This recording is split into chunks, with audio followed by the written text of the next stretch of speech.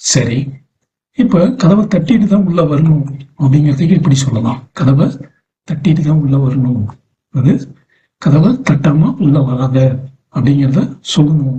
உனக்கு தெரியாதா? உனக்கு தெரியாதா கதவை தட்டாம உள்ள வரக்கூடாது அப்படின்னு அப்படிங்கிற மாதிரி வாக்கியங்களை எப்படி சொல்றது? அது பல விதமா நம்ம சொல்லலாம். நெகட்டிவ்ல சொல்லும் போது எப்பயுமே நாம ஒரு கவனமா சொல்லணும். சும்மா நம்ம பாட்டுக்கு நமக்கு தெரிஞ்ச மாதிரி you don't know, you don't know அப்படிங்கிறத ஆரம்பிச்சு சொல்லக்கூடாது. அது ஒரு தவறான ஒரு ஃபார்மேஷன் அமைஞ்சிடும். நெகட்டிவ் கமெண்ட்ஸ்ல நோ யூஸ் பண்ணக்கூடாது. அது கரெக்டா சூட்டபிளா இருக்காது.